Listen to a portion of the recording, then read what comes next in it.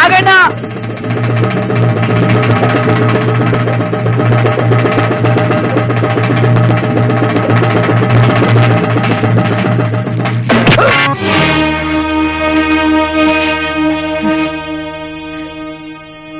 ನಾಗಣ್ಣ ಬಂದ್ಯಾ ನನ್ನಪ್ಪ.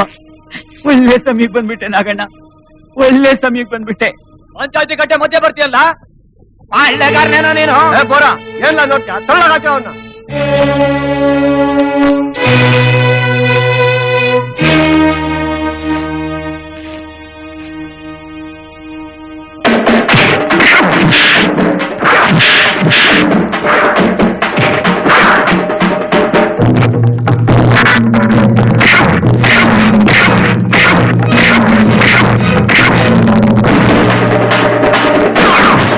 ಯಾವ ಜನರ ಸಂಪರ್ಕವೂ ಇಲ್ಲದೆ ತನ್ನದೇ ಆದ ಸ್ವತಂತ್ರ ಪಾಳ್ಯವೇ ನಮ್ಮ ಈ ಚಂದ್ರಾಪಾಳ್ಯ.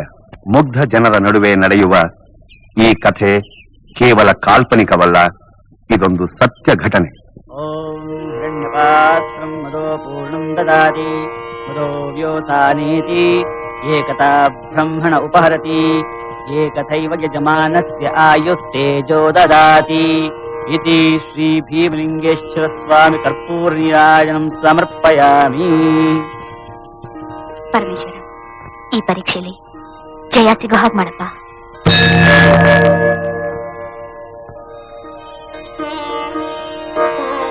ಏನ್ ಲಕ್ಷ್ಮಿ, 10-12 ದಿವಸದಿಂದ ಕಾಣ್ಲಿಲ್ವಲ್ಲಮ್ಮ?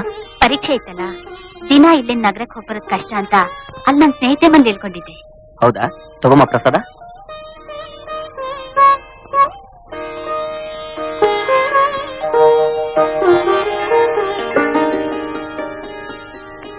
ಲಕ್ಷ್ಮಿ, ಅಲ್ಲೋಡಲ್ಲಿ ಯಾರು ಬರ್ತಿದ್ದಾರೆ ಅಂತ. ರಾಮ,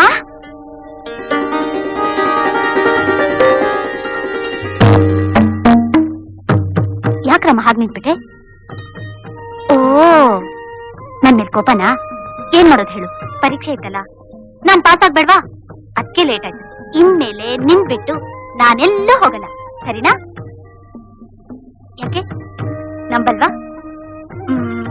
ನಿನ್ ನಾಳೆ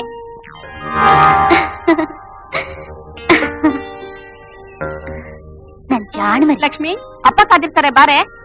ರಾಮ, ಬಾ.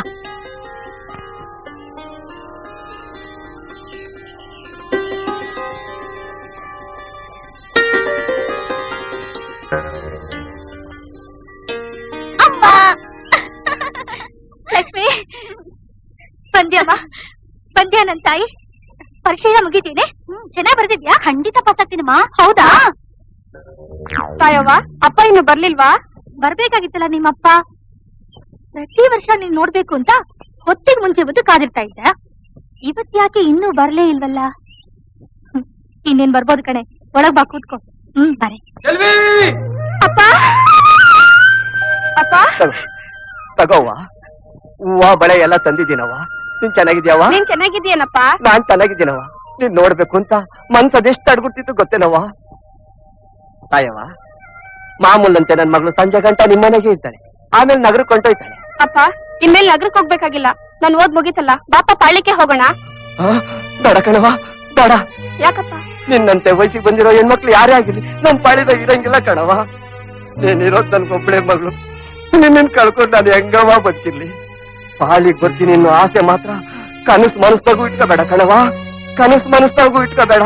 ಯಾಕಂದಣಪ್ಪ, ನಿಮ್ ಪಾಳ್ಯದಲ್ಲಿ ಆ ಗೌಡನ ವಿರುದ್ಧ ಹೋರಾಡೋಕೆ ಯಾವ ಗಲ್ಸು ಇಲ್ವಾ?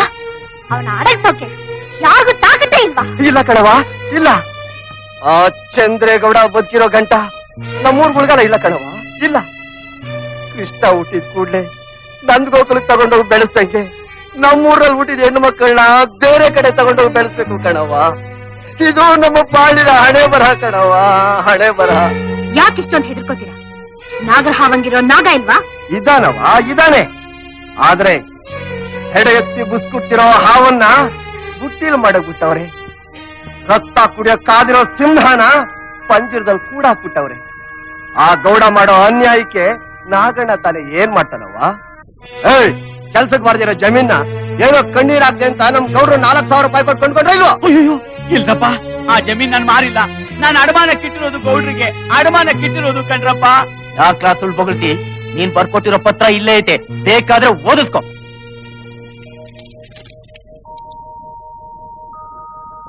ರಂಗಪ್ಪ, ನೀನ್ ಕೈಪತ್ರಕ್ಕೆ ಹೆಬ್ಬೆಟ್ಟು ಹೊತ್ತಿರೋದು ನಿಜ? ಸುಳ್ಳು ಮೇಷ್ಟ್ರೆ, ಸುಳ್ಳು. ಯಾವ ರಾಣೆಗೂ ಹೇಳ್ತಾ ಇದ್ದೀನಿ, ನಾನು ಆ ಜಮೀನ್ ಮಾರಿಲ್ಲ ಮೇಷ್ಟ್ರೆ. ಉರಿತಿರೋ ಕರ್ಪೂರ ಮುಟ್ಟಿ ಪ್ರಮಾಣ ಮಾಡಿ ಹೇಳ್ತೀನ್ರಪ್ಪ, ನಾನು ಆ ಜಮೀನ್ ಮಾರಿಲ್ಲ, ಮಾರಿಲ್ಲ. ಹಂಗಾರೆ ನಾವ್ ಹೇಳಿದ್ದೆಲ್ಲ ಸುಳ್ಳಲ್ಲ? ಹೌದು, ನೀವೇ ಸುಳ್ಳು ಬೊಗಳ್ತಾ ಇರೋದು. ನಮ್ಗೆ ಓದು ಬರಕ್ಕಿಲ್ಲ ಅಂತ ಗೌಡ್ರು ಇಂಥ ಮೋಸನ ಮಾಡೋದು. ಅಯ್ಯೋ ತ್ಯಾವ್ರೆ, ನಾನ್ ಮುಳುಗೋದೆ ಕಣ್ರಪ್ಪ.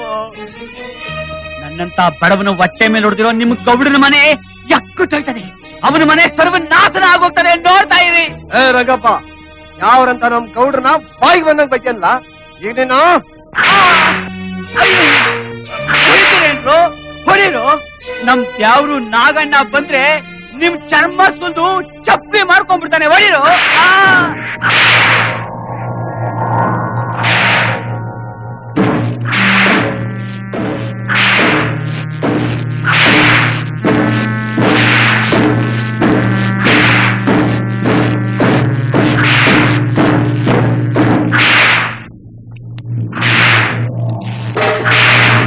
ನಾಗಣ್ಣ, ನಾಗಣ್ಣ,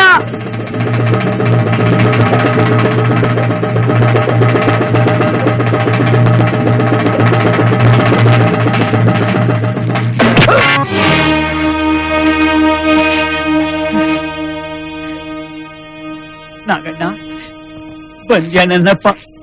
ಒಳ್ಳೆ ಸಮಯಕ್ಕೆ ಬಂದ್ಬಿಟ್ಟೆ ನಾಗಣ್ಣ, ಒಳ್ಳೆ ಸಮಯಕ್ಕೆ ಬಂದ್ಬಿಟ್ಟೆ. ಪಂಚಾಯತಿ ಕಟ್ಟೆ ಮಧ್ಯೆ ಬರ್ತೀಯಲ್ಲ, ಹಳ್ಳೆಗಾರನೇನ ನೀನು?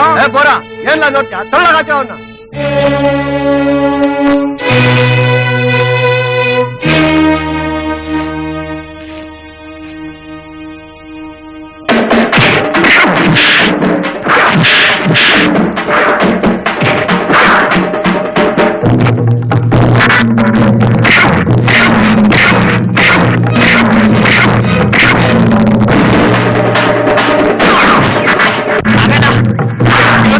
ಬೇಡ, ವಿಷ ಕತ್ತೋ ನಾಗರಾಗು, ಹಾಕು ನನ್ನ ಮಕ್ಕಳಿಗೆ.